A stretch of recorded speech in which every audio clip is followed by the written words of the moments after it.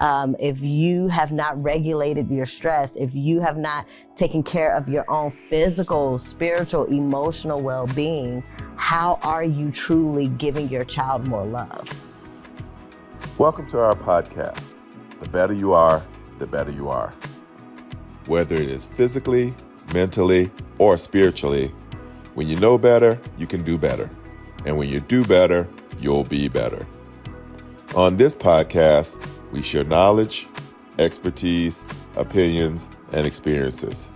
All things that can help you to change the game. By the time we're done, it's hard for you not to be encouraged. So join us. All right. So my name is Cassius Stallings. I serve as the outreach coordinator with Health Visions Midwest. Again, I'm super excited that you've joined our conversation, More Love. Before I get into what's this conversation about, I want to be sure to introduce who's with us today. I'm Lauren Dungy-Porthos. I am a maternal fetal medicine specialist with IU and Riley here in Indianapolis. And I'm Reverend Hazel Owens. I'm a ordained minister and licensed marriage and family therapist in private practice called Owens Counseling and Consulting right here in Indianapolis, Indiana. Awesome. Thank you both for joining today's conversation. And so we have titled this conversation, More Love. More love, because I believe that is so necessary when it comes to individuals in life, but especially those mothers and those young babies and those fathers surrounding those babies as well. Because as we should know, 1 in 7 mothers deal with depression or postpartum depression throughout the country each year. And roughly 1 in 10 fathers deal with it, because a lot of times there's cases that don't go diagnosed. Fathers are oftentimes not even checked on during these processes and times of having babies. And so we knew that we wanted to take a special moment to not only acknowledge babies and all the birthing process, but to acknowledge the parents and all the things that they go through. And so we've come here today to talk about, how do we help these families receive more love? And so as we get into today's conversation, we're going to spend a lot of our time talking to Reverend Hazel on different topics. And where we want to just land with is, when we talk about more love, what does that look like for parents during the first year after baby is born?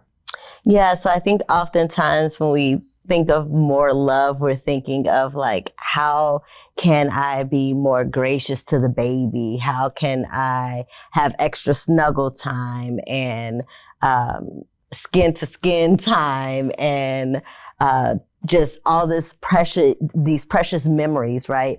But it is also about, how do you love yourself as a parent, right? How do you take good care of you? How are you regulating that nervous system, right?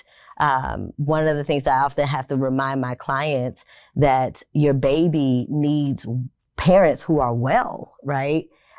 So you can more love them with time and affection and gifts and all the things. But if you are burnt out and exhausted, if you have not regulated your stress, if you have not taken care of your own physical, spiritual, emotional well-being, how are you truly giving your child more love? That's huge. No, that's really important. I think of that scenario where they talk about being on the plane and you got to put your mask on. That's right. Put on anybody else's mask. And we know how important that is in those situations and in life in general. But why do we think it's still so difficult to have these conversations? Well, I think a lot of times it's because of generational narratives and maybe even cultural narratives and societal expectations that we're under, right? So I think about, for a lot of the moms, it's, I have to not only be this great mom, but what does this great mom mean? What does that look like? Maybe we're comparing ourselves to, other mother figures or our own moms or what society says that we should be doing. For a lot of dads, is, am I providing enough? Am I working hard enough? Am I advancing the family? And it's all of these different things. And a lot of it is perceived and sometimes inherited narratives that were never ours to begin with. And so we operate as if we're subhuman or superhuman, and we have to feeling like we have to carry it all. And that's something that has been conditioned by society. We live in a culture of exhaustion that celebrates exhaustion, I should say. We talk about often grind and YOLO and all that, but not enough about rest, right? And then especially for Black and brown folks, Black folks in particular, that's been a long conditioning, right? Of what it means to continue to pour out and produce and do more, as if you are some sort of superhero. And so for a lot of Black families in particular, there's a heavy maternal side. And so what a mom has seen is women carrying it all. And so, but is that feasible, right? And so, so I think that's why it's difficult. I think that's where some of these behaviors stem from, is from inherited cultural, systemic, and even familial beliefs. So even in thinking about that, there is some thoughts on there's possibly something that could go wrong or be, a part of, natural after you have a baby. There's a lot of expectations, but what is sometimes those realities that are surprising to individuals who have those babies? As far as like after birth, birth, the surprising amount of depression. Like they didn't think this was going to be what was going to happen, what they were going to go through. It's so funny because I literally had this conversation yesterday, but I think some of it can be surprising in the sense of I was expecting severe depression and anxiousness and not being able to get out of bed, and I didn't have that. But then in some cases, it's, oh, wait a minute. I'm not bonding with my baby like how I want to, right? Or I am hyper focused on the baby. I can't sleep because I need to make sure that my baby is still breathing, right? So that high alert, high anxiousness, it's a hypervigilance where we can't function, and some of it is quite normal, right? Where we're talking about hormonal changes and all of the different things. But if these behavior patterns last, most days out of the week for 2 to 3 weeks in, that might be signaling something else. And it could be postpartum depression or postpartum anxiety, where we're just having a hard time functioning in day to day. And there's this hypervigilance either on the baby and the baby's safety, or a complete withdrawal from the baby altogether. And that could be due to, many things, the childbirth experience, the pregnancy experience, how the child was conceived, and traumas that have never been dealt with or what have you. So it really just depends on the person. But I think what catches folks off by surprise is when you go from what you think or believe to be normal, and now there's this whole new abnormal affect that you're holding post-baby. So I hope that helped. Yeah, I can tell you, I certainly had the wrong expectations. Yeah. I was so ignorant about what it was going to be like to take care of a baby. And I was so tired and so exhausted. Is there a way that, I literally had 15 minutes a day to decide, do I bathe, shower, or eat? Yeah. And I thought, I have 4 hours in between feeds and do all this stuff, but I didn't have that. Yeah. So I really like your point about expectations, even in pregnancy, what that's going to be like. And then you deliver, and then you think, okay, now I can do what I see on TV or whatever. Yeah. Are there any signs that family members or that you recommend for people to look for signs of exhaustion, or this person might need a little bit more? Well, one, I want to just normalize exhaustion. Amen. Because I think sometimes we shame ourselves for being exhausted after giving birth. Yes. They call it labor for a reason. They call it labor for a reason. And doctor, you know this all too well. Those organs are shifting to make room for this baby to, be, formed and nurtured and growing well in the womb. And so, yes, it's a physical toll on the body, but there's a mental and emotional toll as well, right? So I want to normalize feeling tired. And for women and men to not shame themselves for feeling exhausted, right?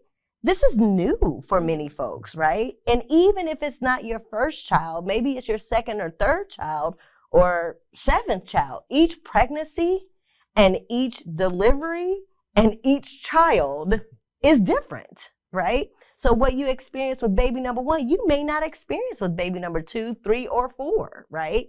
And so there's a level of just normalizing that you will be tired, right? Now, where it becomes an issue is how does that impair day-to-day functioning?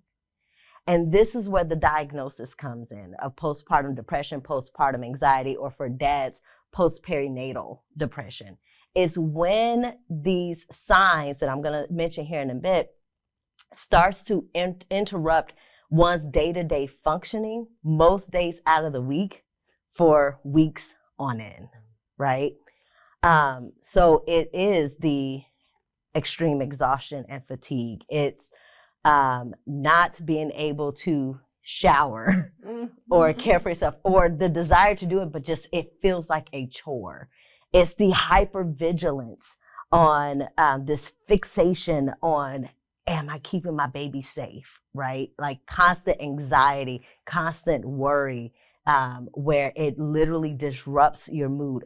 For dads, it's with postperinatal, high irritability, feeling almost less than, right? Overworked, for some even substance use, right? So these are the signs to look for. And I think a lot of times family members and community can dismiss that because they're like, oh, well, yeah, you just had a baby, or, crying spells. Another one. I can't believe I didn't even mention that. Like just constant sadness and constant crying. And I'm talking about a pattern of this over time, right? And so those are the signs, and those are the things to look out for as you're supporting mom and dad, or for mom and dad to look out for within themselves. Yeah. Yes, and I recall talking to you in the past where you said sometimes people still show up, but they're doing what they need to do. High functioning. But they're having these issues, and so just the importance, could you speak to the importance of just recognizing something's a little bit different about my spouse? Yeah. Whether it's the mom or the dad. Yeah. Just not. Yeah, because I think for some, some folks just have this high resilience, and I don't want to label that as a bad thing or a negative thing, but if we're not tending to how we really feel and we're just putting those feelings into work, into house life, into what have you, and just trying to like keep going, right? And everything is, I'm fine. But you're short in your temper. You're going to give it away, right? And so it's being able to gently and with curiosity name like, hey, like, I know you say you're fine, but this is what I'm noticing. And I'm really concerned here. I'm noticing that, you're putting in a lot of hours, whether it's in work or home or both, and it's starting to concern me. You're 6 months postpartum. What we doing, right? I'm noticing your fuse is a little short. Your tone has changed. I'm noticing even sometimes it's subtle things like a person may have dressed very vibrantly and now they're in oversized clothes and sweats and only wear certain colors, dark colors or whatever the case. Like it's noticing the difference of who. And here's the thing, and I know somebody's gonna say, well, babies change you. Yeah, they do, but they don't change your personality, right? They change parts of you, sure. But when you're not yourself and when you notice that somebody is not themselves, that is a time to get curious, to get gentle, and to express the concern out of curiosity, out of love, not out of blame, and not out of shame. So, and out of caring. Yeah, just out of just true care. I have one more question. Sure. Before I let him. Yeah. But I see a lot of patients. I take a prenatal history, and a lot of people have anxiety. They're on these medicines. Is that a risk factor for postpartum concerns, or are there any risk factors that a mom or dad might have that say, hey, maybe my family needs to help me a little bit more with this? Or are you talking like that they're taking the medications prior to pregnancy, right. Or they come in and they have a history of anxiety? Yeah. Yeah, it does make, at least for me I'm sorry, the mic is right there. At least for me as a clinician, it does put me a little more on high alert if I'm dealing with a client who already has a diagnosis of depression in various forms or anxiety in various forms. And they tell me that they're pregnant or whatever the case may be. with every client, we start talking about postpartum depression, anxiety, and postperinatal depression. So I had that conversation immediately, right? Depending on how far I go, also matters with stage of pregnancy, all of those things. But if they have already a diagnosis and they're taking medicine for that, I am even more on high alert on how this could potentially impact that diagnosis, because it would be more prone for them to have some form of postpartum depression or anxiety because of a previous diagnosis of it. So at that point, what I like to do is make sure that the prescribing medical provider is also fully aware of the pregnancy, what they should be, right? And let them do their job in managing medicine or what have you. And then I'll ask my clients for permission to do some wraparound care with that provider if I sense that that's what we need to do, so that the medical provider who is prescribing the medicine, the OB that's working with the mom, and then myself as a mental health clinician, we're all on the same page to make sure that mom and dad even are getting what they need. Thank you for listening in today. Weren't you inspired, encouraged, and uplifted? We hope so, because we're praying the best for you. Join us again next time for more betterment, because the better you are, the better you are.